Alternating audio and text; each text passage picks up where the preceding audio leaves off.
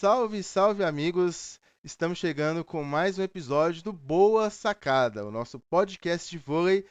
Trabalhamos um pouquinho aí nesses últimos meses, então a gente precisou dar uma pausa e agora estamos no modo Boa Sacada Recebe. Estamos recebendo hoje aqui, temos o prazer de receber o professor José Alberto Baggio, conhecido pela galera aí como o Gijo, né? Que vai conversar com a gente hoje aqui, vai falar um pouquinho sobre a trajetória dele no vôlei guarulhense. É uma das pessoas que ajuda a construir a base do nosso esporte na cidade e essa é uma das nossas propostas nessa nova fase do programa, fazer quem constrói o vôlei aqui na nossa cidade. Então, professor, obrigado por ter aceito o nosso convite, bem-vindo e espero que seja uma conversa agradável essa nossa aqui. Bem-vindo e boa noite. Boa noite, Maurício. Boa noite a todo mundo aí. É um prazer e eu agradeço também o convite.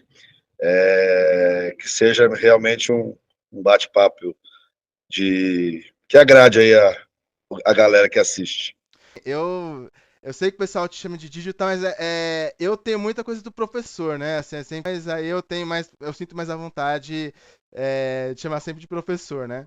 Então, inclusive não foi planejado isso, mas acaba sendo também, estamos falando aqui com o professor de Educação Física, obviamente, dia de setembro, Dia Nacional do Professor de Educação Física, então não deixa de ser também uma homenagem ao dia desses profissionais aí que estão contribuindo na formação das nossas crianças, dos nossos jovens, dos nossos atletas, no desenvolvimento motor, na motricidade. Então, é um pouquinho atrasado, né? Que estamos gravando hoje no dia 3, mas fica aí também nossa homenagem aí, no dia dos profissionais de educação física, professor. Parabéns.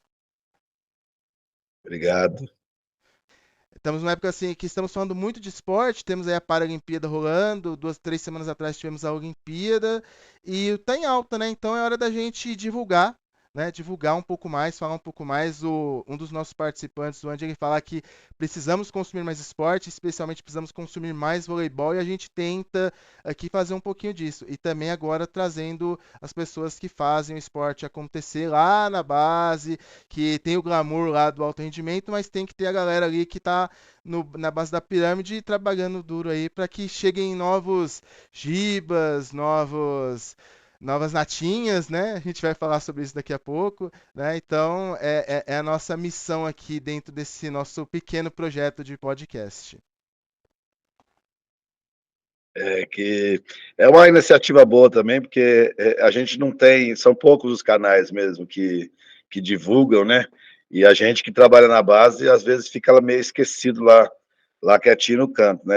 Hoje tem alguns canais aí que mostram bastante, mas em relação ao alto rendimento é muito pouco, né? Então é bacana a iniciativa. Inclusive, no nosso primeiro episódio, uma das coisas que a gente falou é que a gente ainda não sabia se tinha.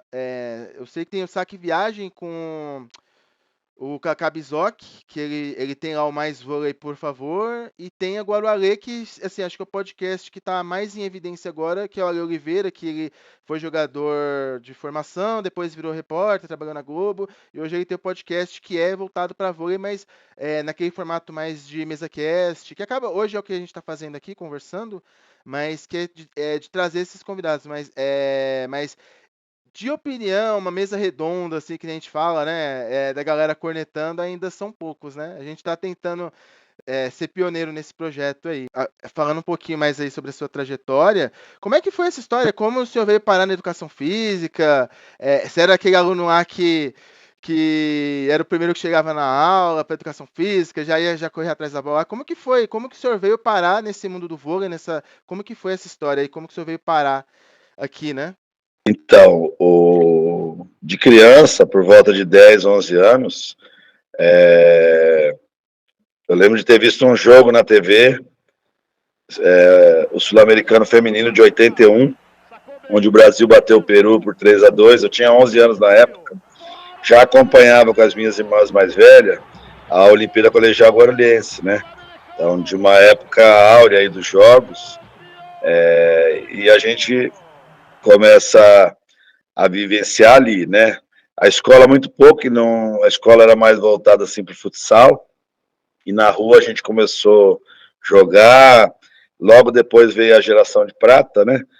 do William, do Renan, Montanaro, né, Bernard, e a gente foi para as ruas, né? Foi um boom na época. E então, onde tinha 2 postes ou 2 árvores, tinha uma rede amarrada ou uma corda. Aí, como a estatura não ajudou muito, eu já decidi logo que eu ia para o ramo da educação física para poder atuar na área, né? Sem saber que hoje estaria trabalhando com equipes de competição, tudo, mas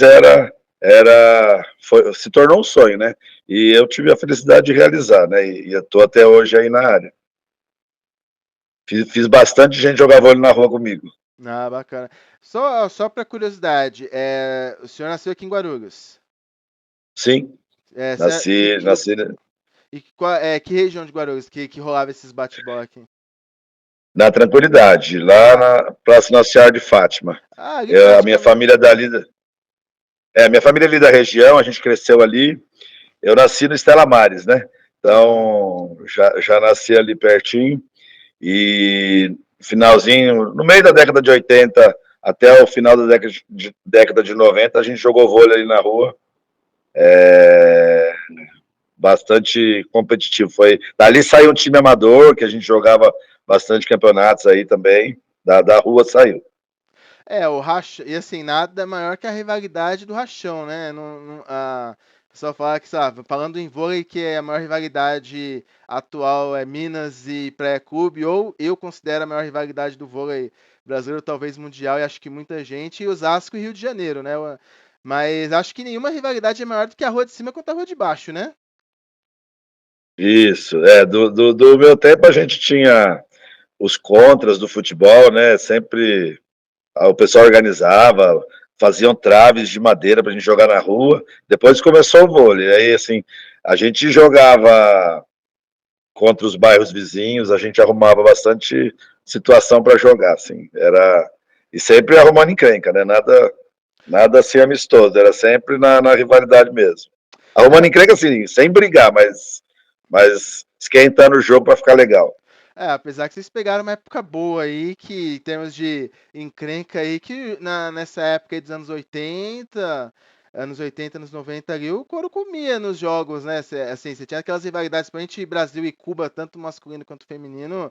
Eu sei que tem uns vídeos que você acha na internet aí do masculino que os caras realmente passavam do outro lado da rede e saía na porrada mesmo, né? Ah, era outra situação, né? Mesmo a torcida, assim, a gente pode falar que é até uma falta de educação, né? Hoje é bem melhor, né?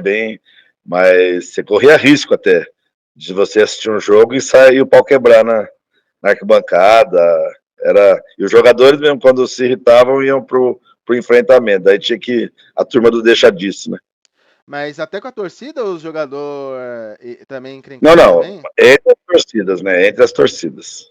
Ah, Às vezes, não, pode não, falar. continua. Não, não, e assim, essa época aí, a rivalidade era o Atlântica Boa Vista com o Santo André lá, o Pireg, né? Isso.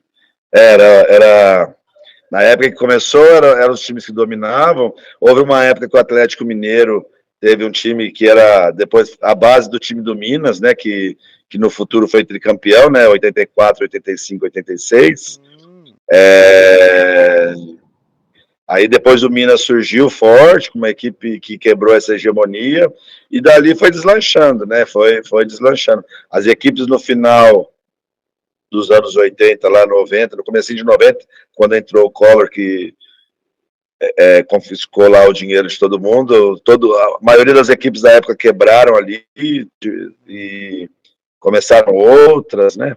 Então, aí começa a história da Liga Nacional, né? Antes da Superliga, onde aparecem os outros clubes, né? Que chegaram aí, muitos estão até hoje, outros já não existem mais, né?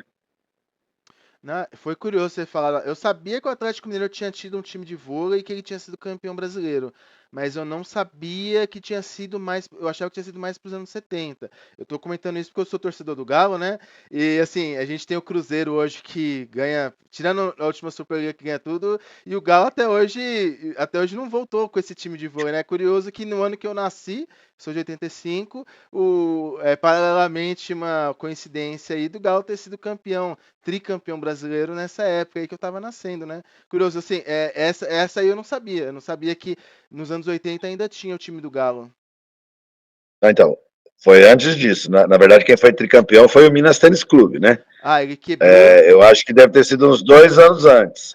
2 ou Ah, três tá, anos. Eu não sei entendi. te dizer. Não, tranquilo. O Calil lá, que era presidente, não sei se O ele é pai, presidente até né? hoje, foi O pai prefeito. do José, o Elias, né? Que é o pai, né? Mas acho que foi o filho, foi o filho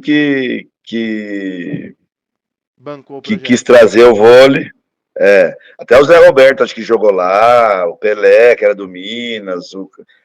Não sei te dizer com propriedade, mas se a gente buscar aí nos arquivos, vai achar essa história aí do Atlético Mineiro com uma equipe forte. Não, eu vou dar até uma pesquisada. Depois que veio o Minas. Aí não tinha, aí o Minas veio e hoje o Minas é uma das referências aí em termos de. Eu não sei se é até uma dúvida que o senhor pode me responder, mas é que esses times, Minas, Osasco, eles atuam mais no alto rendimento, mas eles também são referências no termo de formação, porque, pelo que eu estou entendendo, desde que a gente conversou fora da gravação aqui e conversando agora, tem essas escolas, que nem as associações que formam a primeira fase ali no Mirim, no pré-Mirim dos atletas, e depois eles já pegam esse pessoal já com uma boa noção para desenvolver. Ou não, o pessoal pega do zero também. Eles são referências assim para pegar do zero. O, Minas, o Osasco, Minas, assim. sim. O Minas, sim. Osasco, não. O Osasco, ele é oriundo do projeto do Bradesco, né? Começou como BCN, virou Finasa, e aí houve a questão deles saírem. No Bradesco tinha a base do feminino, no basquete e no voleibol. Aí encerrou o ano passado as atividades, né? Isso, isso. Aí o Osasco ficou só com alto rendimento. Eu tinha lido, eu não sei se isso foi para frente, que o time do Luiz Omar lá ia assumir o sub-19 e o sub-21 que as meninas que tinham saído, mas não vi nenhuma movimentação mais nesse sentido aí. Né? O Ah, Minas não, o Minas trabalha com as categorias de base. Né? Quem trabalha em São Paulo muito forte é o Pinheiros, né? Que tem o adulto, né, o profissional, e mantém as categorias de base jogando na federação, com algumas categorias, e no. tá, entendi. Então são assim, então se fosse pegar referências de clubes formadores, seriam aí o Pinheiros em São Paulo e o É, Minas, né? E o Minas Tênis Clube. tem outros aí, né? O próprio Fluminense no É, o Rio, Tijuca, né? O Tijuca o também, né?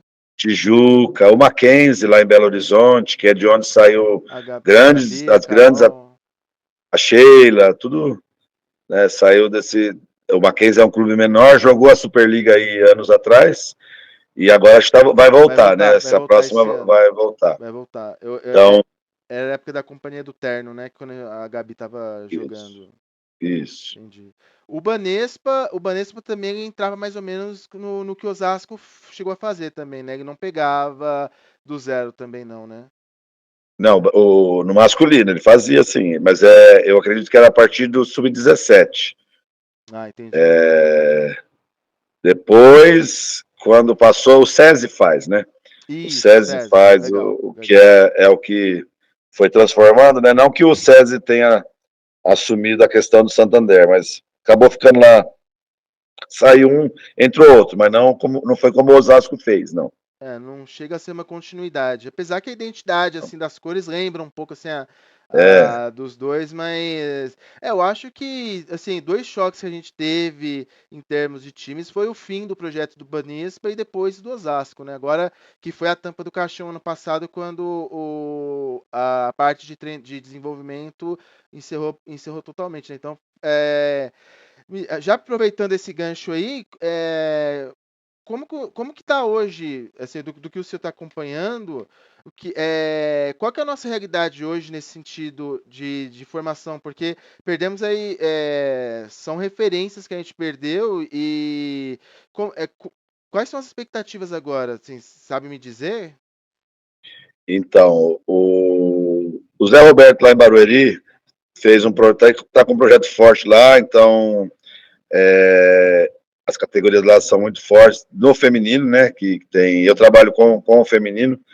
É, São Caetano deu uma caída, não joga as menores, parece, ou tá voltando agora, porque eu não tô no campeonato da federação, entendeu? Então, eu tô no campeonato do Cindy Clube, com a equipe que a gente participa. Então, a gente tá meio fora aí. Mas, por exemplo, os campeonatos que vinham mais esvaziados, esse ano estão cheios, né? Muitos clubes retornaram, o Paulistano era um clube que não estava mais na federação e voltou, o São Paulo voltou, o Pinheiros, o Ipiranga tem equipe na federação e no Cindy Clube, o Corinthians mantém as equipes na federação, também ficou bastante tempo fora jogando só o Cindy Clube, né? Então, na verdade, a gente precisava realmente de um investimento forte, precisava que a federação olhasse para a base de uma forma diferente, né? Porque é difícil fazer, não é fácil, né?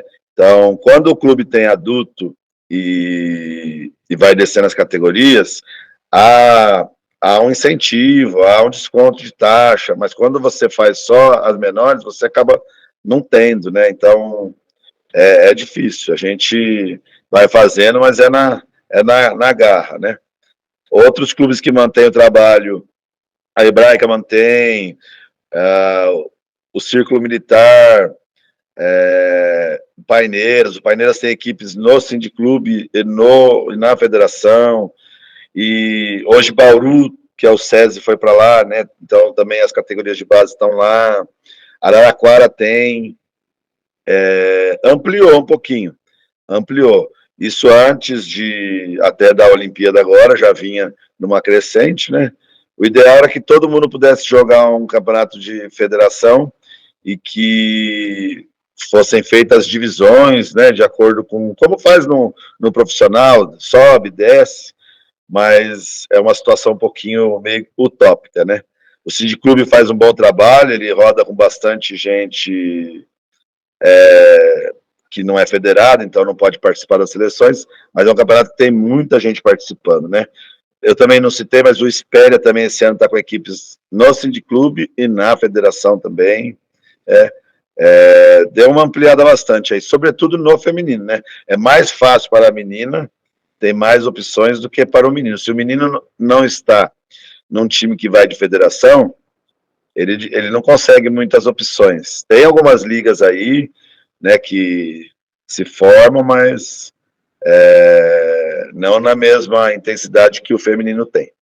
É interessante o senhor ter comentado isso, porque um fenômeno paralelo que acontece atualmente são as ligas amadoras, né? Principalmente o pessoal do Master. E você vê uma quantidade enorme de ligas femininas, né? Inclusive as meninas, é esse time que a gente conversou lá, que as meninas que treinaram com você lá no passado estão jogando hoje, elas disputam esses campeonatos. E assim, você tem muitas organizações que fazem esses campeonatos. Como, é semelhante a esse fenômeno que teve das corridas de rua, né? Que uma empresa abria ali, fazia não sei tantas corridas e tal. E hoje a gente tem esse movimento dos campeonatos de vôlei, só que eu só vejo no feminino. Tanto que, por exemplo, quando eu fui pesquisar alguma possibilidade de repente de jogar um Master, eu vi que assim é muito restrito, né? É isso que acontece no masculino, mas na categoria de base, a gente que é do Master, ou que gostaria, meu caso é mais gostaria de ser do Master do que ser de fato, né? Eu tô mais na turma dos peladeiros. né? Mas não tem, né? Você não tem muitas opções, é um campeonato ou outro ali, às vezes, mas assim, que nem as meninas, eu vejo que elas jogam no. Como até é uma forma assim de agradecimento que ajudou a fazer esse contato aqui, né? Por exemplo, tem o time da Jéssica que joga no Suprema. O Suprema joga campeonato A, B e C. Aí tem o Bela. Então, assim, tem o Bellatrix que joga C, D e E. E tem muitos campeonatos. Então, assim, as meninas hoje elas acabam tendo uma longevidade dentro do esporte, ainda que não seja o alto rendimento, dentro desses campeonatos amadores. Agora, a gente que é do masculino, tá meio. Tem que caçar, é bem difícil. É bem difícil a gente conseguir montar um time e é bem difícil a gente achar um campeonato para jogar, porque não tem empresas. Não sei, eu não sei, posso estar falando bobagem, mas a impressão que eu tenho é que a galera jogou muito na fase competitiva e não tem muito interesse em jogar depois. Aí eu vejo que as meninas, elas acabam voltando. Acho que depois da fase de ser mãe. A gente fez um episódio, inclusive, sobre isso, um episódio do Dia das Mães, que a gente trouxe 3 mães em fases diferentes que estão dentro desses campeonatos. E talvez depois que passa essa fase, se interessa e hoje tem mercado para isso. Agora, pra gente, eu não sei, eu tenho a impressão de que a galera que jogou em alto nível ou que chegou a ser federado, acho que jogou tanto que chega uma fase que não quero mais, eu vou ali bater uma pelada ali, mas não tem esse interesse. Agora, a gente que não conseguiu entrar nessa bolha aí, e às vezes tem, poxa, eu gostaria de ter competido alguma coisinha ali e tal, viver um pouquinho mais competição, hoje não tem, né? E você que falou uma coisa que hoje aqui na nossa fase acontece também. Acontece lá embaixo, acontece hoje aqui com a gente também. É bem menos, né? Tem o Luiz Mãozinha, que é lá da região do Tucuruvi, da Cantareira, que ele organiza, mas se você seguir a página dele, você vai ver que a maioria é feminino, né? Mas acontece algumas coisas do masculino, né? E outro dia eu estava vendo alguma coisinha aí, mas não sei te falar o campeonato. Tem uns amigos que jogam, né? É o Silvio, que jogava comigo. Eu não sei se você já ouviu falar, a gente tinha um time de rua, talvez como você é mais novo, a gente era conhecido como os Bambinos, né? Esse time na década de 90, a gente começou no finalzinho de 80 ali, era patrocinado pela sorveteria Bambinos, né? Eles têm a empresa até hoje, então eles ajudavam a gente com uniforme e aí a gente ficou conhecido, né? E, inclusive, tem um amigo nosso que começou na rua e foi parar na Espanha para jogar a Superliga Espanhola lá e casou e ficou por lá mesmo, né? Que é o Carlão. Que. Pô, que bacana. Então, o apelido dele era Nininho na época, né? Mas hoje todo mundo conhece ele como Carlão, 2 metros de altura e saiu das comunidades e foi direto para o primeiro mundo, né? E saiu da rua, né? Então, mas é bem menos. O menino, a menina, por exemplo, eu tenho a categoria iniciante, que são as meninas de 12 anos, eu tenho 25 meninas. Você não consegue juntar essa quantidade de meninos num grupo iniciante para disputar um campeonato, entendeu? Você tem que garimpar mais. Ah, O menino vai começar a efetivar mesmo do sub-17 em diante. Eu mesmo comecei com 17 anos a brincar de vôlei, vamos dizer assim, né? A ter uma.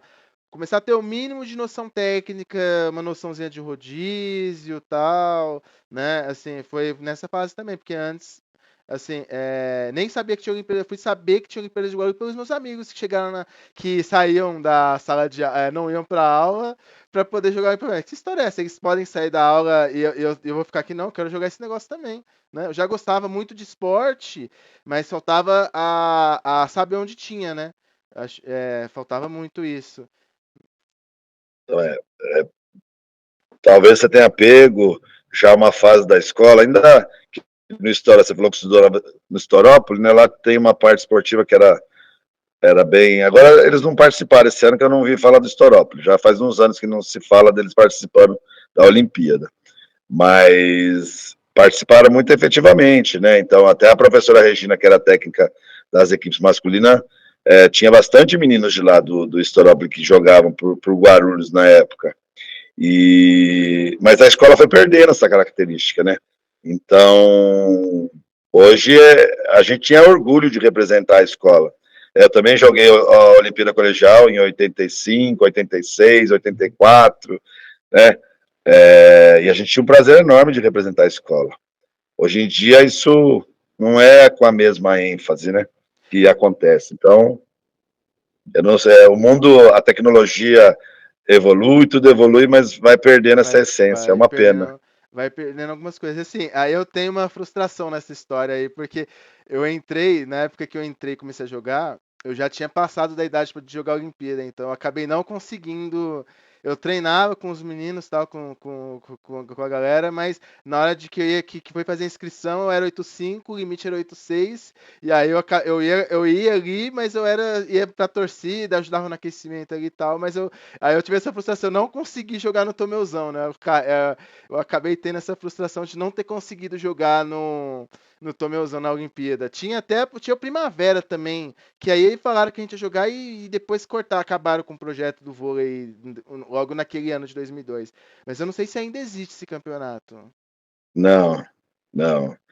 Faz tempo, a gente foi campeão desse torneio em 95. Primavera? É, Primavera acho que era juvenil, né? Não, era livre, era adulto. Na verdade, assim, tinha a Olimpial, isso vem desde a década de 70.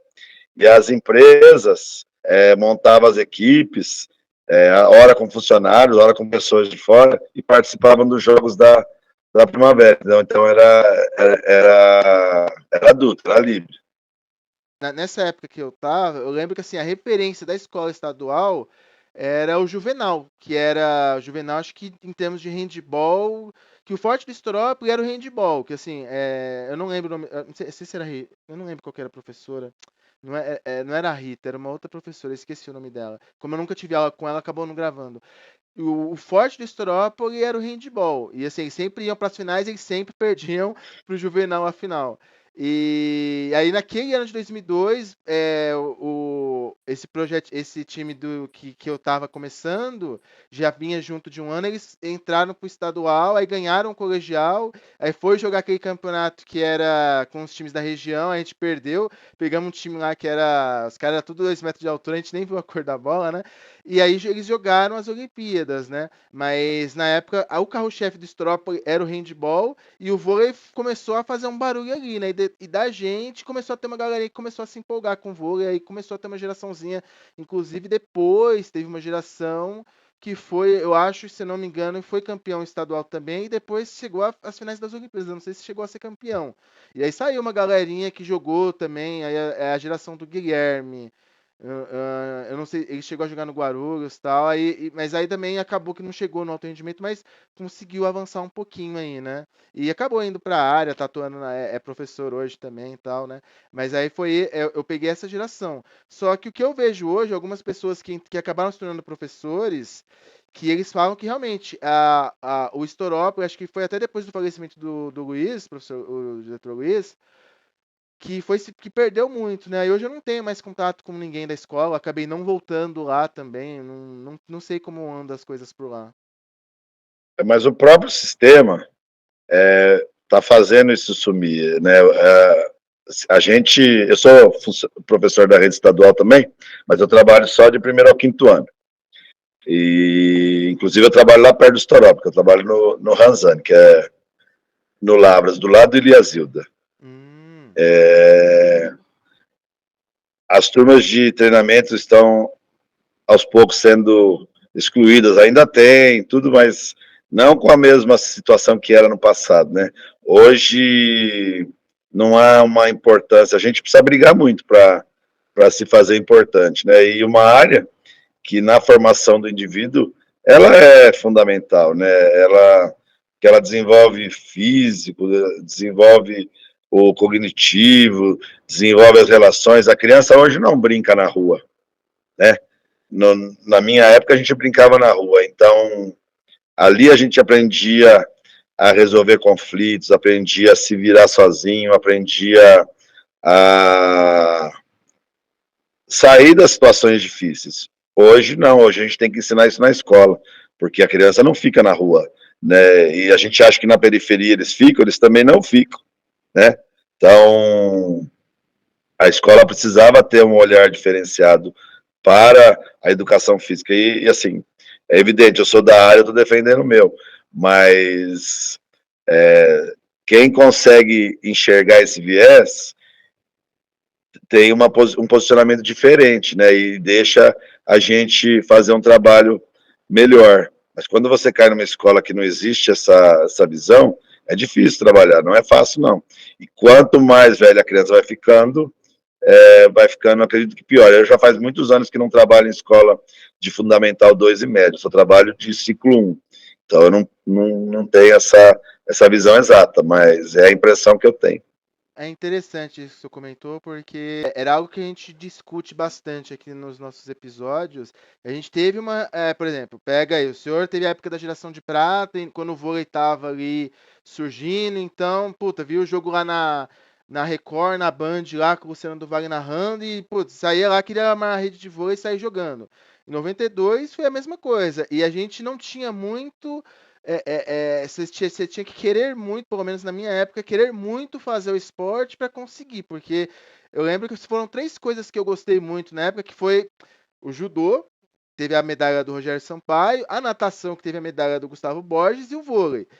Aí você ia caçar natação, era absurdamente caro nos anos 90 você fazer uma natação. Para você fazer, eu morava em Santo Amaro, São Paulo. Eu não sou de Guarulhos, eu moro mais tempo em Guarulhos do que em São Paulo, mas eu nasci em São Paulo. E o único lugar que você tinha acesso era uma semi que para uma família assim de classe baixa era um absurdo você pagar um valor para você ter um acesso a uma CM. Aí, o judô, então, para você achar uma academia de judô. Então, assim, acabou que o vôlei era uma coisa que você pegava uma bola ali, armava um varal no quintal e você se divertia. E assim, essas relações vão construindo. Você tem aquela relação positiva quando você é criança com esporte, você tem lá o atleta lá. Eu sou da época do. Pra mim, a referência foi o Marcelo Negrão e o Tandy, né? Inclusive, o 14 aqui é muito por causa do Tandy. Sempre gostei muito do Tandy. Então, minhas camisas sempre eu colo, não, é o 14, né? E a gente tem essa referência. Então, vocês pegam hoje a Olimpíada que você tem aí, você tem a Gabi, você tem a Carol, você tem a Natinha, você tem várias referências e as crianças que assistiram, e essa Olimpíada foi uma Olimpíada que foi num horário legal para todo mundo assistir, que foi durante o dia, não foi de madrugada, não foi no Japão que nem as últimas, então foi uma Olimpíada que muita gente assistiu e aí você sai de uma Olimpíada, poxa, eu quero jogar vôlei, poxa, eu quero, como que faz para ser líbero? E as escolas, elas não estão preparadas para receber essa galera que chega lá das Olimpíadas, tava de férias, chega na escola, poxa, eu quero jogar vôlei, como que eu faço? Ah, não tem rede. Eu não sei se é essa a realidade, mas você não tem rede, você não tem uma bola, você não tem, às vezes, você depende muito de situações. A impressão que eu tenho é que a gente depende muito de situações de pessoas que querem muito fazer acontecer. Então, você tem um professor lá que é do vôlei, que é do handball, então ele vai lá, batalha, tenta, apresenta projeto para conseguir verba, e aí aquele lugar faz acontecer. Mas sai aquele professor daquela escola e vai para outra, aquele projeto morre. Eu tenho a impressão de que é isso. É mais ou menos isso que acontece? Hoje, a educação física escolar, ela não é pautada mais como no passado, que era pautada nas modalidades esportivas. Ela é pautada no movimento, entendeu? Então, ela tem as danças, as ginásticas, tem os jogos e brincadeiras, tem as lutas. Então, não é mais o esporte. Antigamente, a gente dividia em 4 bimestres, cada bimestre uma modalidade dessas mais conhecidas, né? O handebol, o basquete, o vôlei e o futsal. Hoje não é mais assim, né? Isso aí tem que ser suprido pela turma de ACD. Verbas chegam, não posso falar que não. A É, gente pode falar. desculpa, o que é turma de ACD? Desculpa. É turma de treinamento, né? As turmas de treinamento das escolas, entendeu? É atividade desportiva curricular. Não sei a sigla exatamente, mas é a turma de treinamento da escola, entendeu? Certo. Que participa dos campeonatos, você tem que. É fora da grade regular da escola. Então, as escolas, o professor, quando ele está lá, ele precisa se informar, porque às vezes chega. Faz tempo que não tem chegado. Mas o ano passado, antes da pandemia, não sei. Eu creio que uns 2 anos atrás chegaram bastante bolas, embora não seja pautado. Verba até razoavelmente tem. Não tem o ideal, mas que dá para fazer, Depende muito da direção, da gestão da escola, entendeu? Então, eu trabalho numa escola que a gestão me permite trabalhar bem. Eu faço lá um evento de brincadeira, a gente chama de Olimpíada, né? Só com jogos adaptados para as crianças, e esse ano vai ser a 20ª, entendeu? Então a gente distribui bastante medalhas, é tudo adaptado, não tem nada assim de jogo de futebol, de vôlei, tem o câmbio, tem uma queimada, aí tem a natação do cascão, que eles nadam em cima do skate, tem vários joguinhos assim, então, e a escola me permite esse trabalho, mas a gente é ciente de que tem lugares que não é assim, né? Que Ah, entendi. é mais fechadinho, entendeu? Não é uma, por exemplo, não é uma política do Estado, da Secretaria de Educação do Estado de São Paulo ou do município, municipal ou estadual? Estadual, né? É, meu estadual. Então, assim, depende muito da diretriz daquela escola e não é uma pauta, por exemplo, da Secretaria de Educação do Estado de São Paulo, tipo, olha, vocês têm que implementar atividades competitivas. Não, cada escola que. É, você tem que levar, você tem que elaborar o projeto, tem que passar pelo conselho de escola para aprovar, e você tem que depois dar entrada na papelada para você criar a turma de treinamento. E aí tem as regras lá, como não faz parte da minha demanda, eu não tenho conhecimento pleno, mas aí você forma grupos no contraturno, né? Não pode ser no turno, porque é fora da grade regular inclusive você pode colocar de final de semana aos sábados, né? Aí tem a quantidade mínima de alunos, né? Que para poder montar cada turma, e você monta equipes por categoria, né? Da modalidade que você deseja trabalhar, desde o individual até o coletivo, entendeu? Então, aí sim, vai muito da gestão, às vezes a direção não quer nem saber da história, porque dá trabalho, depois você tem que prestar conta de tudo, porque envolve questão de transporte, quando você sai para jogar, tem toda uma situação de prestação de contas, e tem muita gente que não quer se envolver com isso, né? Para quem apresenta o projeto, recebe alguma verba para poder custear, não? Não, o professor pega as aulas lá, ele faz parte da carga horária dele, e assim, quando vem uma situação do transporte, mas só para quem tem, entendeu? Só para de acordo com as competições que acontecem. Você participa das competições lá. Por isso que tem as prestações de conta, entendeu? Como eu não participo efetivamente, que eu trabalho com criança até 10 anos só, não faz parte da minha demanda. Embora a gente possa fazer a turma de treinamento de modalidade individual, atletismo, xadrez, dama, mas na minha escola não tem. Então, Desculpe, foi criado esse ano, tem uma turminha de atletismo lá, que tem um professor que trabalha. Eu não tenho como atender essa demanda, porque a minha grade já é completa. entendi. Então, assim, existe uma possibilidade, então. Então, depende da vontade da escola e da vontade do professor em fazer. Porém, não Isso. tem nenhum aporte externo do Estado para quem para quem cria um projeto para Não, custear. não, Então, não. são E pautas. assim, por exemplo, eu estou na escola. Um professor que não está, que ele não está, ele é difícil para ele, porque esse projeto tem que ser criado ao longo do ano para o ano seguinte. Aí depois fica mais fácil. Então, tem turmas que vão para atribuição já, porque já tem.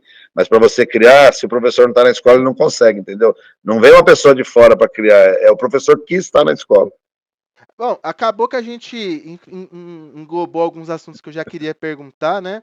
E só voltando um pouquinho, você falou que fez educação, teve a parte de jogos, aí da parte de jogos viu que não ia ter condição de ser atleta, falou que você tem 1,69. Isso, Já era baixo naquela época lá para. sempre fui o menor de todos. Você era levantador não? Ou jogava de atacante? Sim, sim. Levantador. Ah, já dava para imaginar. E eu fiquei com uma dúvida, eu tinha esquecido, mas lembrei agora. Vocês tinham um treinador nessa época para conseguir? Vocês jogaram meio que esse time que vocês montaram, vocês aprenderam ali na raça ali, ou conseguiram arrumar um treinador? Como que foi isso aí? Não, então, como a gente já jogava na rua desde os 13, 14 anos, né? Nessa época a gente montou o time, eu já estava com 21, 22, e eu já tinha me formado, então eu era o técnico, entendeu? Eu que Ah, dava os treinos. entendi. O Então, pessoal fala que eu era o dono da bola, é dono da então, bola. É, todo time tem o dono da bola. Todo time tem o dono da bola. E aí, você fez faculdade aqui em Guarulhos mesmo? isso, Fez pela FIG. FIG? Ah, a FIG, eu lembro que a FIG era referência em educação física. Ela ainda tá ali na. Eu acho que, eu acho que caiu bastante, porque aumentou muito a quantidade de cursos, né, na região metropolitana, né? Antigamente não tinha tantos, não. Antigamente era a FIG, tinha a FEFIS de Santo André, tinha a USP, aí depois começou a FMU, Isso. né? Tinha Mogi, né? No Mogi tinha o Náutico Isso. e tinha a UMEC, e hoje é uma gama muito grande, então tudo globalizou, né? E aí vai perdendo um pouquinho disso aí, desse glamour, vamos dizer assim, que tinha no passado. Ah, aí formei e virou professor e começou. Como que o senhor foi parar nas categorias, a parte de treinamento? Como que o senhor foi parar nas categorias de base de Guarulhos? Então, meu primeiro emprego como professor de educação física foi na rede estadual mesmo, como professor de escola. Isso a Concurso. partir de 91. Né? Não, sem ser contratado, sem ser concurso.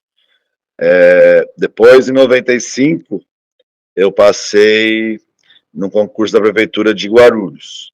Né? Mas fui trabalhar na educação, na Secretaria de Educação. Aí trabalhamos em 96, 97, 98, 99. Em 99, todos os professores da rede da educação foram transferidos para o esporte, para a Secretaria de Esporte, entendeu? E daí, nesse ano, eu comecei a trabalhar com voleibol, primeiro só em escolinha, e a partir de 2001, eu comecei a trabalhar como auxiliar do professor Mário. Professor Mário, que agora já é aposentado, né? Aposentou pela compulsória, ele só saiu porque completou 75 anos. Então, eu comecei como auxiliar dele, depois ele migrou do feminino para o masculino e eu assumi as categorias pré-mirim e mirim, na época lá, que são meninas de 13 até 14 anos. Era a época do Aguaru, né? Lá no Feiravante. Isso, isso.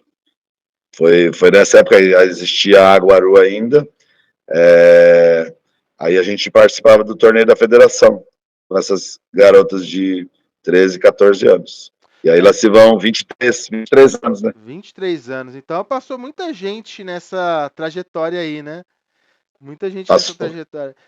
Muita gente conseguiu sair daqui para se tornar, chegar no alto rendimento, conseguiu formar muitos jogadores de alto nível aqui de Guarulhos? Olha, Guarulhos é um celeiro, assim, a gente pode dizer. Desde a década de 80 lá, né? Então, por exemplo, Claudinei, jogador de seleção brasileira, da época daquela turminha lá que foi campeão, ele não jogou a Olimpíada se eu não me engano, não jogou. 92, mas depois dali ele começou, acho que ele jogou 96, se eu não estiver enganado, posso estar falando besteira. Qual que é o Ele é daqui do apelido Presidente dele? Dutra. Não, Claudinei. É que eu tô Era, tentando, ele, eu conhecia, ele é o central. pelos apelidos, geralmente eu lembro quem era da seleção, mas às vezes, que nem eu lembro do Kid, mas eu não sei o nome do Kid até hoje, o Max, né? É Gilmar. O nome Gilmar. do Kid é Gilmar. Gilmar. O Claudinei, ele é conhecido como Claudinei mesmo, ele jogou aqui pelas equipes da Aguaru e depois foi jogar na Pirelli. O Ronaldo Royal também, que era tudo aqui da região do Presidente Dutra. A Joicinha, Isso, que sim, é a verdade. Joicinha é do Lavras, né?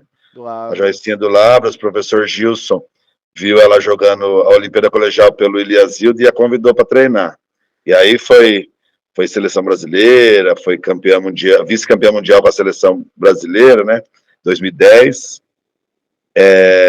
O Serginho começou aqui com a gente, não comigo, né? Mas com a professora Carmen Silvia. A trajetória dele começou aqui em Guarulhos. A gente tem hoje, na Super, nós temos a Natinha, né, que começou diretamente comigo e com o professor Marcos, e tem a Ariane, que é a oposta do Fluminense, também começou aqui. No masculino, os meninos lá do Vedacity, o Celso, que é levantador reserva lá, e joga no Sub-21, o Lucas Yoshi, o Iago, né? Calil, isso. Ele é líbero, jogava como líbero lá no Minas, talvez joga a Superliga como líbero, não sei, eu não tenho acompanhado. O Iago Calil, e tem mais um garoto que eu não lembro o nome, mas todos eles foram formados pela professora Regina, na categoria de base, né? E recentemente, né? Que eles são tudo aí na casa dos 20 anos. E tem várias outras, né? Assim, que eu não vou lembrar o nome, não, tranquilo, mas que hoje algumas atuam na Europa, não conseguiu furar a bolha do alto rendimento aqui, consegue contratos lá na Europa. Tem muitas meninas que foram com bolsa para as universidades americanas e lá estudaram. A filha da Regina, a Natália Rebouça, também foi uma menina que começou com a gente e ainda joga aí. Ela joga tudo quanto é campeonato que aparece, está sempre aí no exterior também, entendeu? Então, é um celeiro, né? Tem bastante, tem uma turminha grande aí que passou por aí que consegue se manter ainda jogando. Eu vou aproveitar esse gancho aqui. Na conversa que a gente teve com o Ícaro, ele comentou uma coisa que uma mudança assim, muito específica do treinamento que tinha nessa época dele para hoje. E eu queria que você comentasse um pouco, que a gente já entra também um pouco para falar sobre o cenário atual hoje do vôlei, né? Porque tivemos aí o Mundial de base, masculino e feminino, sub-17, e os dois caíram nas quartas de final para Taipei, né, que é Taiwan, que chamam de Taipei chinês, enfim, tá para Taiwan.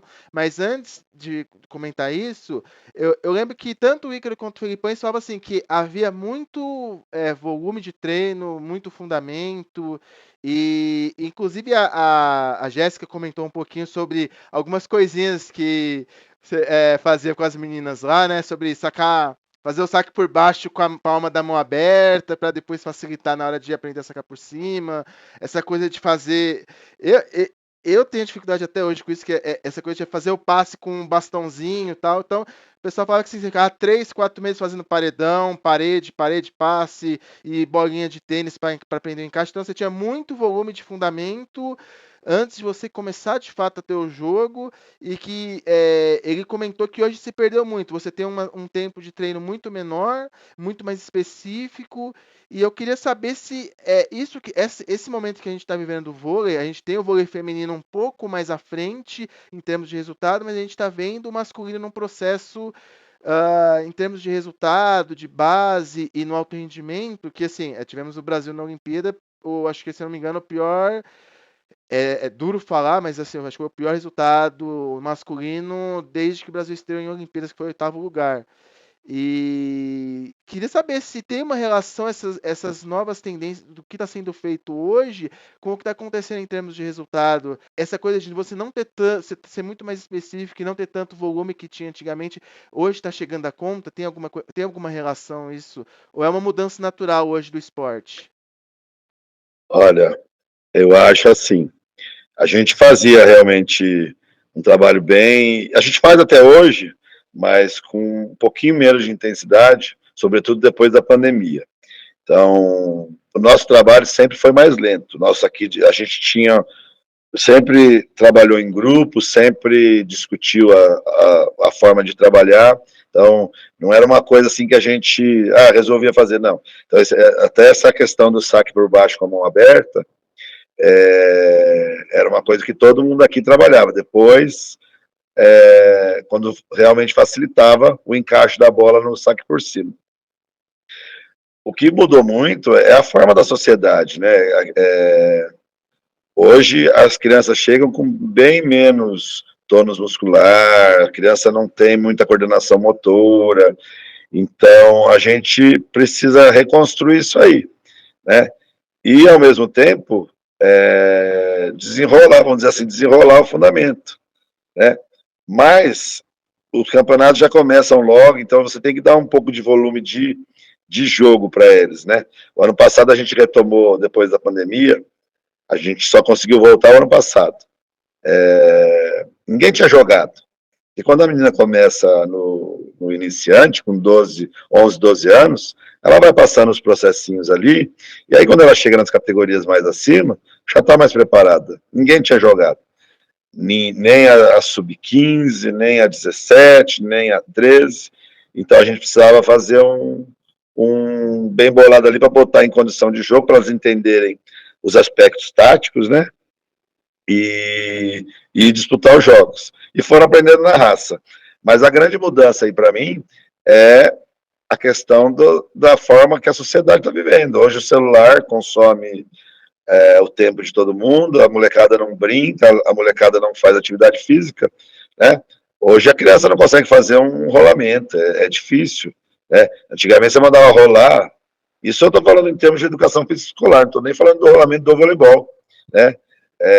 Eles não conseguem fazer, são raros os que fazem, né? A criança chegava com um acervo motor mais apropriado para a gente poder puxar um pouquinho, né? Então, e tem uma característica assim, infelizmente essa geração de hoje não está preparada para conquistar o seu espaço. Eles recebem tudo pronto, né? E no esporte, você tem que brigar pelo seu lugar, né? Então, primeiro você tem que fazer uma série de atividades para eles irem acostumando. Mas se você chega puxando muito, a criança vai embora, não fica. Porque não é aquilo que ele queria. Ele não quer se esforçar, ele quer receber, entendeu? Não são todos assim, mas tem uma boa parte que é. Sobre as seleções,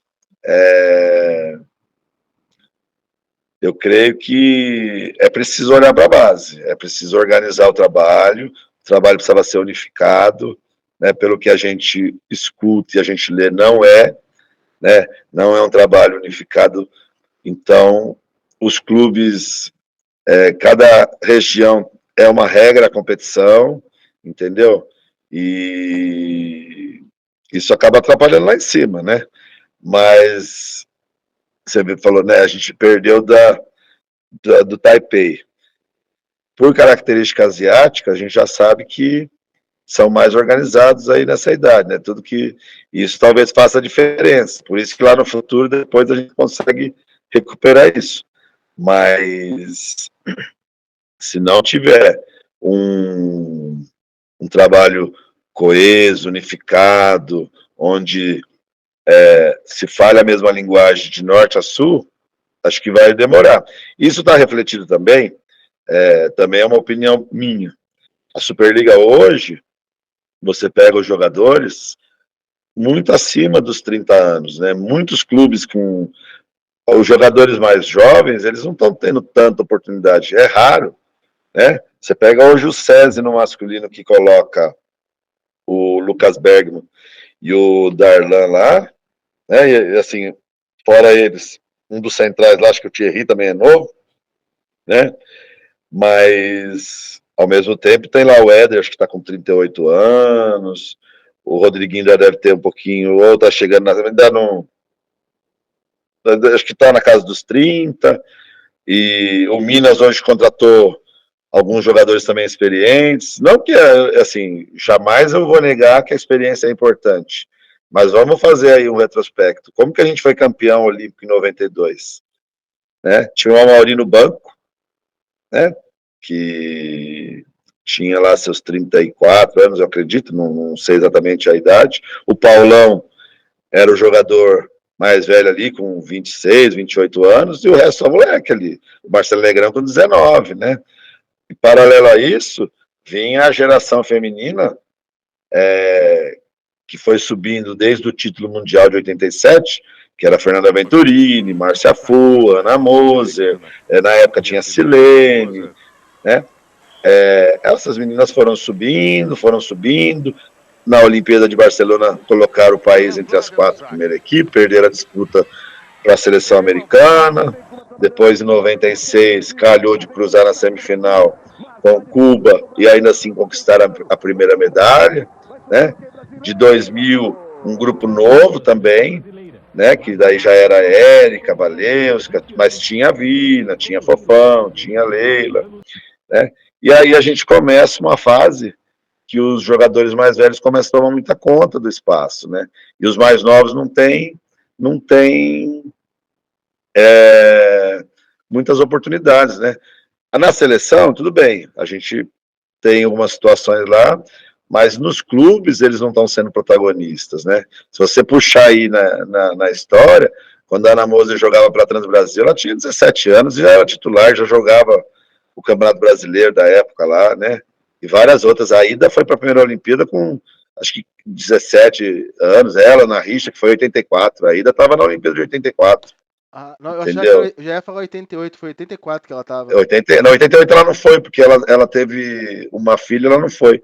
Mas ela teve na Olimpíada de 84, ela era a Richa, que depois jogou Foi pro vôlei de como praia. titular 88, né? Essas meninas chegavam cedo, também precoce demais não pode.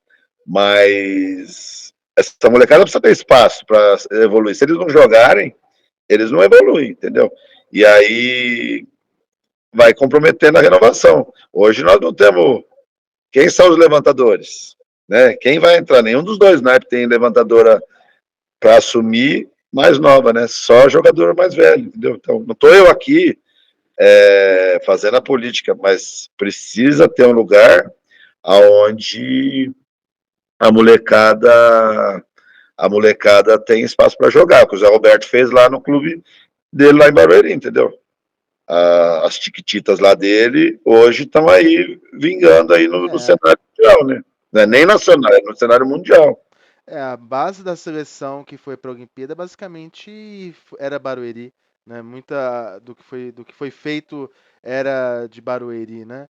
E Então, eu vejo que a seleção feminina ela vai para Los Angeles, vai ser uma geração que vai estar talvez na melhor fase técnica ali, de experiência, idade. Você vai ter aí jogadoras com 2 Olimpíadas, coisa de 27, 28 anos.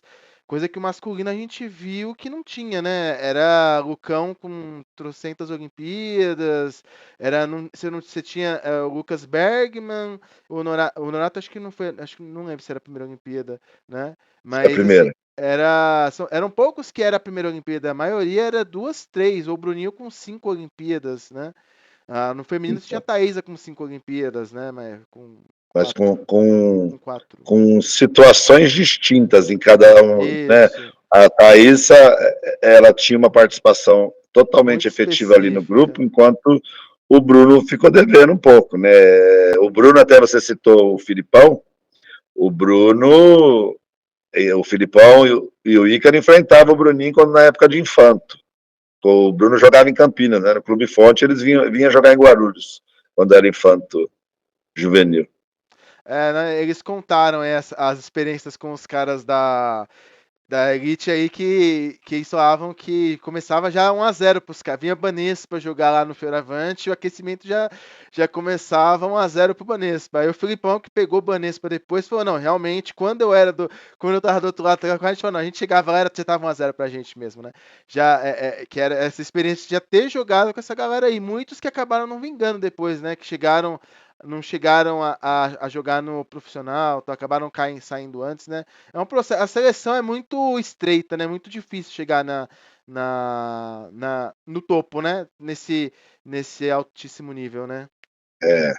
Cada vez está ficando mais difícil.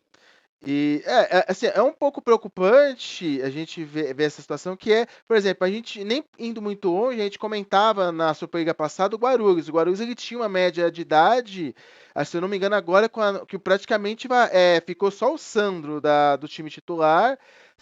A gente tava até um pouco assustado, falou, nossa, mas como que vai ser esse novo Vedacity? Porque os que tinham acabado de entrar saíram, e aí o Franco, que era referência, saiu. Mas quando a gente analisa de uma maneira assim, menos torcedor e mais minimamente analítico, você vê que o Guarulhos ele tinha uma característica que a gente via muito na seleção de 2012, 2016, que quando o jogo se estendia, você via que o time não tinha físico para aguentar até o final, né?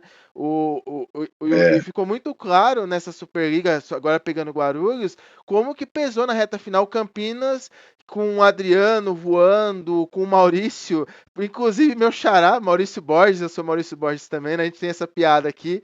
Campinas que se encontrou naquele jogo contra o Cruzeiro e depois voou até a final e aí encontrou o SESI com o Darlan Futebol Vôlei Clube fazendo 30, 40 pontos por partida. Mas você via essa parte física que não chegava uma hora que. E a galera que era mais nova perdia a referência do Franco ali na virada de bola e o time ficava, né, naquela tensão toda e não conseguia virar. E o Campinas atropelou 2 jogos. Eu vou aproveitar que a gente está falando do Guarulhos. Como que a gente manda uma semifinal de Superliga lá para São José dos Campos, né? Como que aconteceu isso? A gente não tinha opção, não tinha é o opção. regulamento. É o regulamento. Já quando foi. Teve uma época que Sim, quando era o Corinthians, teve que jogar no Parque São Jorge, porque a Ponte Grande não comporta. É o regulamento. Infelizmente, o Tomeuzão está fechado, está em reforma, né? A Ponte Grande não comporta e pelo regulamento os clubes assinam, né? É como no futebol, né? Joga, quando chega na fase final não pode jogar. Então, aí por que foi lá, aí não sei te dizer, mas às vezes é acordo entre eles, né? Porque e nem sei se as pessoas cedem tão fácil assim, você tem que alugar. Na Superliga anterior eles jogaram no céu com bica, né? Parece que isso, esse jogo eu não alguns fui jogos. assistir. E O jogo do Minas, que o Guarulhos acabou perdendo de 3-1 foi lá no Céu com Bica, que já atendia. Aí parece que teve uma questão de documentação, de que não foi liberada, enfim. É, e a- a- o Sesc, né? O próprio Sesc. Eu não conheço o ginásio, mas diz que comporta, né? Mas daí eu não sei te dizer nada sobre essa questão, porque a gente não participa muito sim, dessa vida sim. deles, entendeu? Aqui a gente tá dando mais um. Estamos aqui mais cornetando, mas é troca de figurinha mesmo, né? O que é triste é ver uma cidade como o tamanho da nossa não ter um ginásio de ponta, né? O Tomeuzão foi abandonado, né? Agora eles vão mexer, mas não podia deixar chegar do jeito que ficou, né? Então, Espera o gargalo acontecer. E assim, né? Estamos em ano de eleição, né? Então, todo mundo quer fazer o nome, né? Aí sempre que nem quando acaba a Olimpíada, sempre tem alguém falando, vamos trazer investimento, não sei o quê, passa 3 meses e morre o assunto, né? E com o Tomezão acaba acontecendo isso também, eu imagino. mas eu acho que até pela própria condição do vôlei Guarulhos lá, eles estão mexendo para poder mandar os jogos lá sem ter problema, né? Eu acredito que tem alguma conversa, mas não sei te afirmar, não. Não, não, entendi, entendi. É uma pena, né? É uma pena, né? Então, já é uma pena que ter deixado isso acontecer. A gente ter perdido uma oportunidade, de repente ter pego uma final de Superliga. Acho que o Guarulhos vinha com um time para pegar uma final e de repente nas quartas de final, nas semifinais o time coisas de campeonato também, né? A gente sabe, mas enfim, como torcedor a gente fica um pouco frustrado porque queria ver o time na final, né? É, a gente que gosta do negócio é sempre bom ter aqui perto da gente, né? Né? Bom, aí aproveitando que a gente está falando de Superliga, né? Duas coisas que eu queria saber um pouquinho é esse projeto da Prove, que a gente conversou um pouquinho antes aqui, mas recontando um pouquinho, e essa de Guarulhos para Paris, Natinha, foi como 13ª e acabou se tornando a 12ª jogadora. Como que foi essa história toda aí? Então, a Natinha chegou aqui pra gente em 2008. Ela jogou conosco 2008 e 2009. Ela chegou com 11 anos, então ficou com 11, 12 anos. No ano seguinte, ela foi para o Bradesco, né? Já daquela época, a gente já sabia que ela ia voar alto. Era uma menina que brigava pelo que ela queria, entendeu? Então, as mais velhas tinham dificuldade de segurar o ímpeto dela, que ela queria ser a melhor, e realmente ela era, entendeu? Ela subia 2 categorias acima para poder jogar, ajudava nas 3 equipes. Na federação não pode, mas no campeonato de clube pode subir 2. E depois que ela foi numa estrutura melhor, mais forte, foi desenvolvendo, né? Depois, anos depois, eu não sei te dizer o ano exato, mas acredito que tenha sido 18, ela foi para o SESI, né? E de lá ela começou a aparecer mais no cenário, né? Aí já infanto, já foi convidada para subir para a equipe adulta, já começou a jogar Superliga. Em 2019 começou a ser convocada para a seleção principal e está até hoje, né? Para a gente que trabalhou, que recebeu ela menina, foi uma emoção muito grande, né? De vê-la ali. Quando ela já foi convocada, a gente já ficou bastante feliz. No primeiro jogo que ela entrou lá, que ela foi relacionada, que a Lorene machucou lá, a Lorene, Brasil e já Polônia, né? o coração já bateu mais forte, né? A hora que ela entrou, a gente tem que conter, e até a história da medalha, né? E aí, como a prefeitura que mantinha as equipes, a prefeitura não pode gerir a própria equipe, ela não pode se inscrever em federação, ela tem que fazer um chamamento público e repassar verba de inscrição, de arbitragem para os clubes. Isso ela faz em todas as modalidades. Aí os pais, em 2017, 2018, se organizaram e fundaram a PROV, que é a Associação de Pais Pro Vôlei Guarulhos. E a PROV, ela venceu o chamamento, ela recebe essa verba e há uma parceria onde os professores trabalham junto lá. Entendeu? A gente mantém o mesmo trabalho que era feito desde a da época da Natinha aqui, mas com o nome de Aprove agora, entendeu? Que ela faz a gerência e vai atrás de patrocínios, de, de ajuda para a gente manter o projeto. E a Natinha, em 2019, a gente fez um convite para ela ser madrinha e ela aceitou. Mas daí veio a pandemia, o negócio ficou meio parado e a gente não conseguiu voltar antes. A gente só voltou em 2023. Aí a gente retomou os contatos com ela, tudo. E depois de Paris, ela esteve aqui conosco. Né, ela veio visitar as meninas. A gente teve um encontro com ela lá no Céu Continental. Ia ser no João do Pulo, mas o prefeito participaria, então resolveram fazer lá. Então foi um momento de muita emoção para a gente, de muita satisfação, assim, de ver a menina, né? E assim, não só pela medalha. Eu peguei aquela medalha na mão tremendo, né? Que eu nunca tinha chegado perto de uma medalha olímpica. E eu fui buscar ela no estacionamento. E ela botou a medalha na minha mão. Eu falei, não, pego. Ela falou, pega, pode pegar, é Toma, nossa, faz parte. E assim, o ser humano que ela se transformou, né? Porque se a gente pensar bem, ela não precisava fazer o que ela está fazendo para nos ajudar, né? Muito menos vir visitar a gente. Então a gente fica muito feliz de ver a pessoa que ela se transformou, no sentido de ser generosa, humilde, né? Hoje ela está no topo, vamos dizer assim, mas não esqueceu da onde tudo começou, né?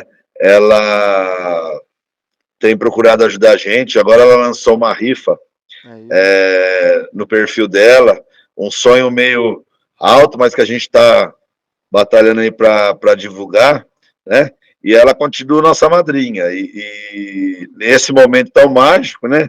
Ela arrumou um monte de fã, ela tem um fã-clube aqui de meninas, as meninas ficaram emocionadíssimas também, contentes. Tem meninas que nunca tiveram a oportunidade de chegar de um jogador, perto de um jogador de alto nível, nem mesmo lá no Vedacity, mas chegou perto da Natinha, né? Medalhista olímpica, e começou os trabalhos com os mesmos professores que trabalham com as meninas de hoje em dia. Então, tudo isso é um incentivo muito grande, é muito, muito legal. É isso que a gente estava falando. É essa galera que teve a oportunidade de ter esse contato que vai agora atrás, que quer jogar e tal. E assim, as estruturas elas têm que estar pronta para receber essa galera, né? E o quanto é importante você ter essas referências. Por exemplo, a minha é a geração de 92. Mesmo não tendo virado jogador nem nada, se eu tenho muita paixão, uma coisa que eu vivo muito o tempo todo. Por exemplo, tem um livro que conta a história da geração de 92, que é o Vitória, da Cida Santos. Esse livro eu estava começando a jogar e eu achei muito por acaso na biblioteca ali do Seródio. E, né, foi na época, só contextualizando, a gente tinha aula de manhã e lá pelas 3 da tarde a gente tinha o treino. Então, enquanto eu não ia pro treino, eu ficava na biblioteca estudando, lendo e tal, porque para mim era ruim, porque eu morava no Fortaleza, então para ir pro Estudópolis, ficar pagando ônibus, tal, era meio complicado, então eu ficava por ali, né? Então, durante muito tempo eu ficava todo dia na biblioteca. E aí eu achei esse livro e eu vi as histórias, aí as histórias da seleção, contava o caso do Marcelo Negrão, que ele atacava a bola a 3,80 m, e tinha a história lá que os jogadores ficavam espionando as jogadoras da seleção russa, ficavam fazendo showzinho pra eles. Então, e você vai criando um vínculo com aquilo ali, com aquelas histórias, e você vai se imaginando naquele meio ali.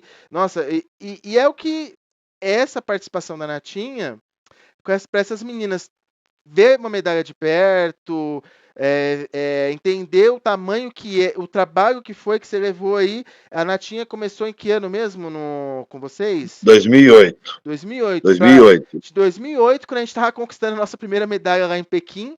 2008 para 2024, 16 anos, né? Se eu não tiver errado as contas, 16 anos.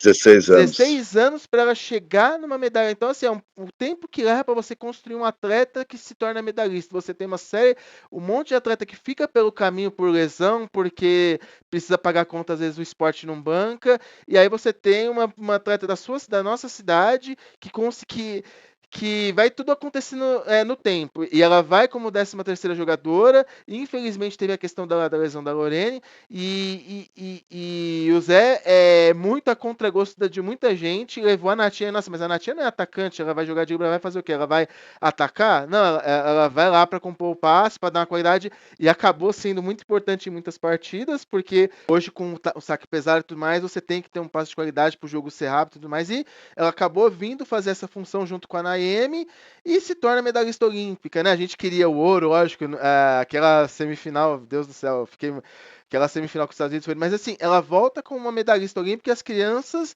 que futuramente podem ser as novas jogadoras. Se não for jogadora, ela vai ser a pessoa que vai viver o esporte, que é aquilo que a gente estava conversando, que é o esporte forma caráter, o esporte te traz disciplina, o esporte cria vínculos. Então, por exemplo, meus melhores amigos são do vôlei. Eu tenho meus melhores amigos lá da época lá atrás, são da escola, os únicos que são meus amigos até hoje eram do vôlei, né? E o que é a importância de ter uma pessoa da nossa cidade indo lá levar, contar essas histórias, né?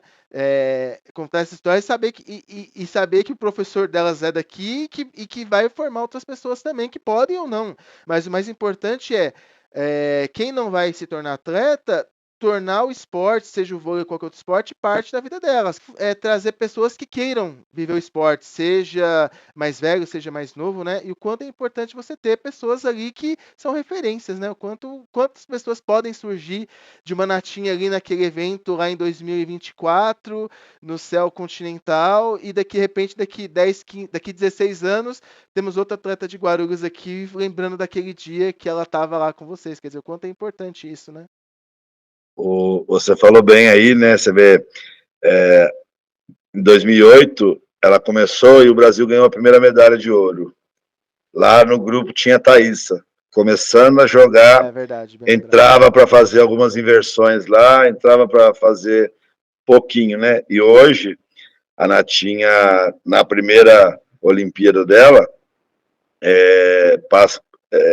recebeu uma medalha de bronze, ainda que a Thaísa falou que não era o que ela queria, mas quando ela encerra o ciclo pela seleção brasileira. Então você vê, uma criança de 11 anos vendo na televisão e 16 anos depois ela conquista uma medalha com uma das medalhistas daquela época, né? Então o esporte é uma situação, né? É uma coisa que a gente não tem como explicar, né? A grandeza que ele nos causa, né? E realmente as meninas e os meninos, aí a geração, não foi só os atletas da prova que foram encontrar, foram pessoal da escolinha do João do Pulo, do núcleo da turma do Céu Continental mesmo, sabe, não tem como narrar para você, é muito gratificante isso aí.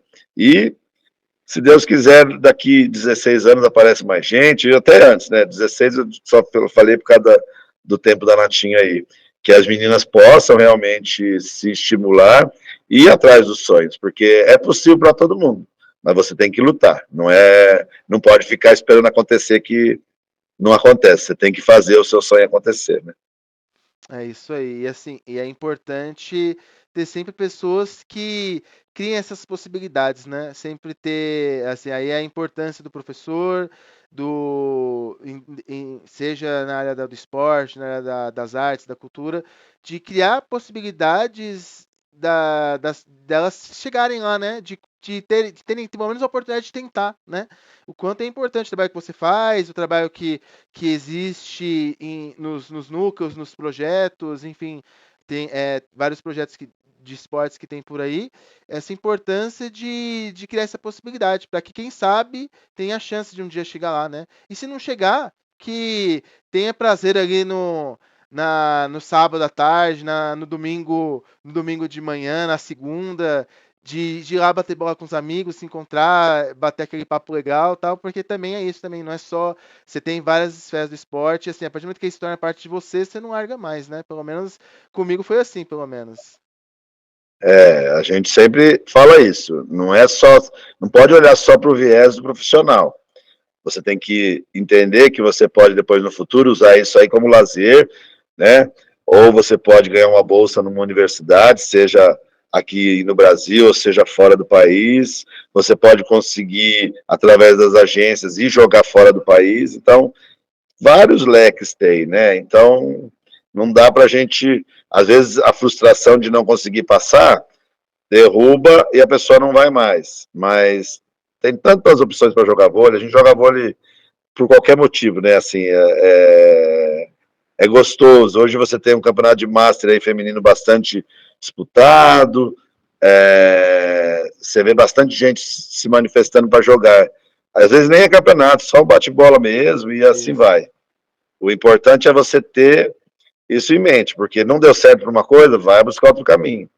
Sim, sim. E é isso, né? Porque hoje você tem as quadras de areia, né? Que arrumar ginásio em Guarulhos hoje tá difícil, né? Para jogar. Então você tem aí as quadras de Tá. areia que são relativamente acessíveis, que é uma opção aí, que é uma opção para quem quer praticar. E agora a gente tem a referência aí, né? Dudena Patrícia voltaram a trazer a medalha de ouro para o país depois de 24 anos, 96, Foi, 24 anos. 20, 20, 26. 26 anos, 28, 28, 28 28. anos, trouxeram de volta a medalha, né, para o país e com certeza vai ter mais gente querendo praticar o vôlei de praia. E é isso, né? A gente dá o jeito, a gente fala que vai parar de que vai trabalhar, não vai mais ter tempo pra fazer isso, e dá um jeito, e tal. Quer dizer, não tem, é o que a gente sempre faz. Uma curiosidade, a Cida, que é mãe da Duda, a Cida, ela jogou jogos regionais por alguns anos aqui por Guarulhos. Ela vinha para jogar os jogos regionais representando Guarulhos. 2015, 2016, aí, eu acredito que seja por volta desse período aí. Nossa, nessa 2000, achei que era mais de É, 2000. assim, vai, 2013, 14, alguma coisa Não, assim. não, sim, sim. Quando você falou da Cida, eu tava pensando aqui, tipo, anos 90, alguma coisa assim. Não, não. Ela já jogou já numa fase mais velha, entendeu? Não, bacana. Professor, para a gente encerrar a conversa aqui, né? Já estamos a quase 1h10 aqui, mais ou menos, né? Tem que te liberar também, né? Duas perguntas. Para quem quiser praticar o esporte aí na Prove, como que ela faz para conhecer a Prove, para começar a praticar, seja para recreação, se é só time, se é recreação. E eu queria que você comentou da rifa, eu queria comentar um pouquinho mais dessa rifa aí, quem quiser participar, como que funciona, para a gente deixar aqui também no episódio. Então, a gente trabalha só com as equipes de competição. A gente pega sempre um pouquinho a mais, mas a gente não tem uma estrutura que nos permita abrir muito leque. Então, por exemplo, eu falei que eu estou trabalhando com 25 meninas da categoria iniciante, e é muito acima do que eu posso fazer, porque pela questão da logística, até da falta de ginásio que você falou, eu e o professor Marcos, que dividimos 4 categorias, nós estamos trabalhando em lugares diferentes no mesmo dia, então a gente acaba trabalhando sozinho. Então, para participar das equipes, é preciso participar da seletiva, que a gente solta no início do ano, né? Quando a menina é mais novinha, por exemplo, o iniciante é 2012, 2013, 2014, ao longo do ano a gente vai pegando. Mas agora a gente vai entrar em fase final de campeonatos, então não dá mais para entrar ninguém, senão a gente não consegue dar atenção. Então tem que aguardar a seletiva. Nós que atuamos lá como técnicos, a gente também faz as escolinhas. Eu faço escolinha no Céu Bom Sucesso, o professor Marcos faz no João do Pulo, o professor Paulo faz no João do Pulo, e o professor Marcos e o professor Silvio fazem no SESI. O SESI é uma situação, acho que mais restrita. Infelizmente, isso falta. Precisava ter mais escolinhas de voleibol gratuito para poder a gente, as crianças que a gente não aproveita, que a gente não aprova na seletiva, para a gente poder encaminhar. E a gente não consegue fazer isso. E eles acabam migrando, às vezes, para as escolinhas pagas, né? Hoje os céus têm algumas situações, o Céu Rosa de França eu acho que tem, o Céu Continental tem, eu não sei da região lá do Alvorado, do Cumbica, tem alguma situação lá que tem também, então, mas é pouco, precisava ter mais, né? Então, infelizmente, a gente trabalha só com o viés da competição mesmo. Sobre a rifa, a Natinha fez a rifa lá, ela vai rifar uma camisa da seleção que ela usou na Olimpíada e um tênis da Adidas, né? A gente está divulgando, ela coloca no perfil dela, no story, e a gente coloca no nosso da Prove lá. É colocado no perfil da Prove e tem um link lá. A rifa é digital, é só clicar no link, né? Esse valor que ela está tentando arrecadar, que é um valor até alto, né? O valor da rifa é R$50, também não é um valor que a gente pode dizer muito barato, mas é para ajudar a gente voltar a disputar os campeonatos da federação, para a compra de materiais, de bola, de uniforme, né? Porque nessa situação da gente não ter espaço para trabalhar, a gente ia encerrar algumas categorias esse ano e os pais, eles doam, né? Eles doam o aluguel da quadra. Então, nós temos aí no feminino, cerca de 70 pais, eles rateiam 2 quadras, que é para a gente realizar. Senão a gente ia manter só 2 categorias nessas 4. Nós temos 8 grupos trabalhando. Nós temos do sub-13 ao sub-19 feminino. Nós temos o sub-21, que é uma parceria com a ONG, né? E nós temos 2 grupos masculinos que não competem, que eles estão treinando só, que é o sub-15 e o sub-14.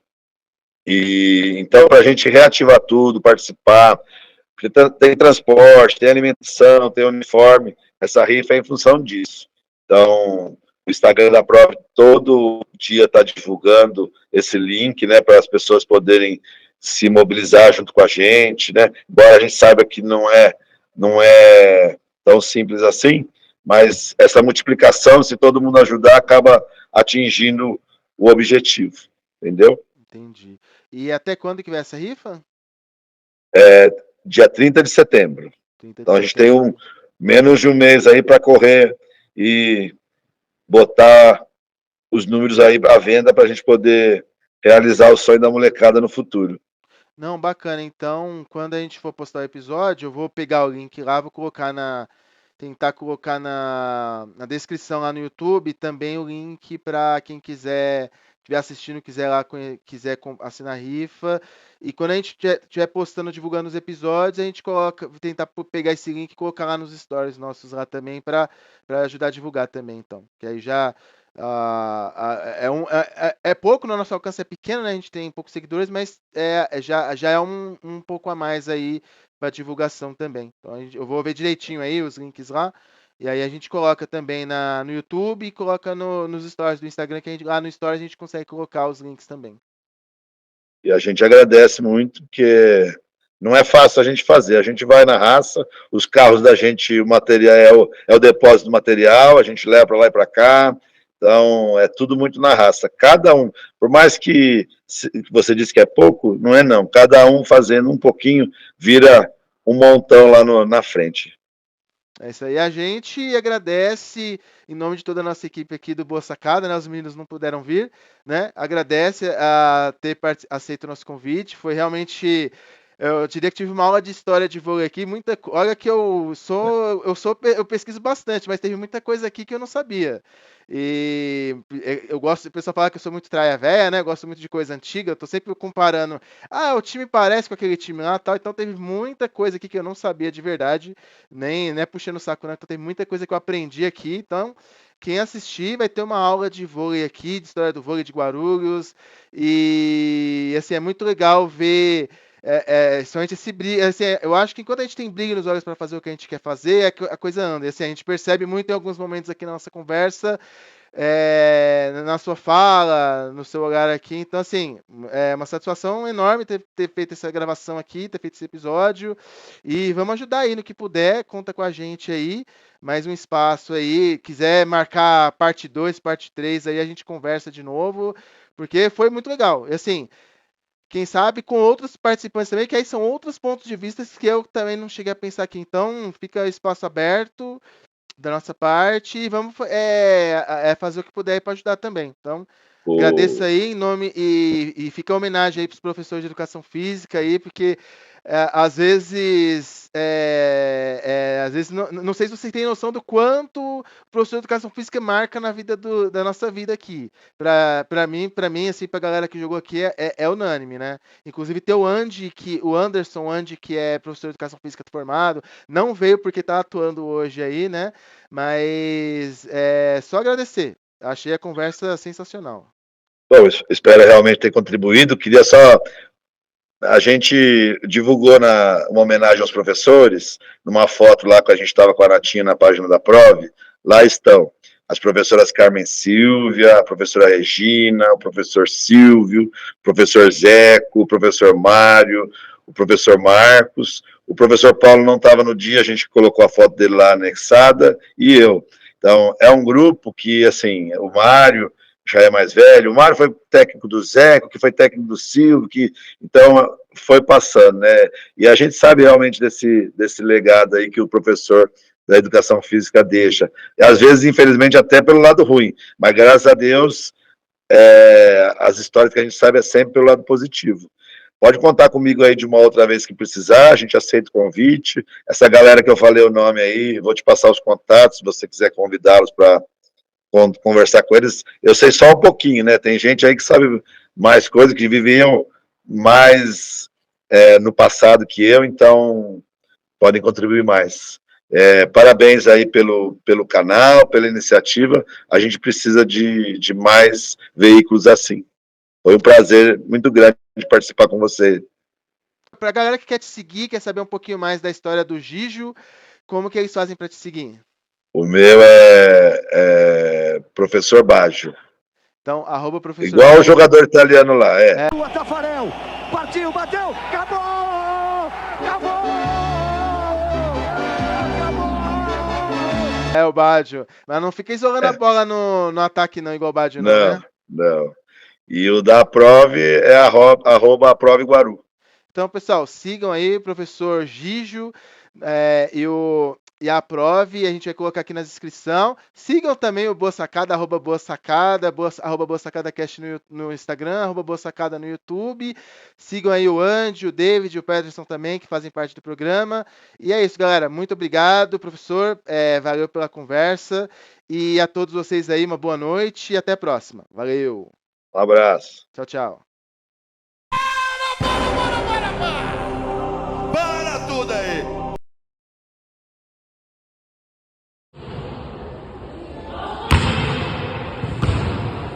Pois bem, Gigi, esse saque agora foi pra você. Oi, galera do Boa Sacada, tudo bem? Eu sou a Jéssica. Hoje a gente tá aqui para prestar uma homenagem para esse professor. Professor, eu só vim aqui tirar um tempinho para te agradecer e te parabenizar por toda a sua trajetória. Gigi, eu sou uma atleta veterana sua, tenho o maior orgulho de ter feito parte da sua equipe. Foi com você que eu aprendi todos os meus fundamentos de saque, ataques, bloqueios, levantamentos, e eu sou muito feliz e grata por ter conhecido você. Então, eu vim aqui para prestar essa homenagem para você, que é uma pessoa que nos apresentou o que é o esporte, o que é o vôlei. Então, aqui a minha mensagem é para te agradecer. Tudo que ele me ensinou quando criança, principalmente sobre responsabilidade, sobre hierarquia, sobre superar meus medos, em busca dos meus sonhos. Hoje eu continuo jogando vôlei, não profissional, armador, né? Porém jogo no time de base e sou grata por tudo que eu sei hoje, foi você que me ensinou. Porque além de mostrar o esporte, como a gente desde quando era, não digo pequenininha, né? Que eu ainda sou, mas desde novinha, você nos fez aprender muita coisa, né? Com a questão de responsabilidade, de não desistir, né? Do que a gente quer, do nosso propósito. E ele, com isso, fez com que a gente evoluísse muito como pessoa. Você é um técnico excelente, gosto muito e respeito muito o seu trabalho. Falar que o que eu e as meninas, né, que jogava há muitos anos atrás, ainda tem um time que felizmente a gente tem esse time aí que está participando de campeonato no Master e tudo mais, mas é mais para te agradecer e falar que você não pode falar que está cansado não, porque você ainda tem muita coisa para fazer, e eu inclusive tive a oportunidade de tê-lo novamente aí como professor de um projeto que eu sempre sonhei aí, que está em andamento, junto com o pessoal do banco, que é do sindicato dos bancários. Hoje eu ainda tenho o prazer de jogar com várias alunas que eram suas atletas, assim como eu quando criança. E saiba que até hoje você é motivo de assunto entre nós, principalmente quando a gente fala de algum fundamento ou de alguma coisa da época. Saiba que todas as suas atletas são muito gratas por terem sido treinadas por você e você ter feito parte da nossa vida e nos ajudado a amar tanto esse esporte, que eu acredito que é paixão sua também. Tamo junto, valeu. Fica com Deus e a gente se encontra. Eu não vou desistir, hein? Ainda quero você de treinador. Aí, felizmente, você está sendo o professor que está apresentando esse esporte que a gente tanto ama para as pessoas, que eu falo que é a nossa terapia, né, para o pessoal que é do Master. Então, é a nossa válvula de escape, é o nosso dia do nosso momento. Então, te agradecer por ter feito parte não só da minha vida, que eu falo que a sua figura é como se fosse um pai para mim, né? Então, te agradecer por essa figura e por ter feito parte, né, da minha adolescência, do meu crescimento também como pessoa, tá bom? Um beijo, pessoal. É isso, pessoal. Espero que vocês tenham gostado aí da surpresa, professor. Chamei as meninas aí para fazer uma pequena homenagem nesse final de episódio. Agradeço aí pela participação aí, a conversa foi muito bacana. Agradeço as meninas aí por ter feito o corre aí para fazer os vídeos e as informações e as fotos. Enfim, foi muito legal esse episódio. E espero que vocês curtem, compartilhem, divulguem bastante, para que chegue muita gente aí para ouvir a palavra do voleibol. É isso aí, gente. Abraço. Tchau, tchau.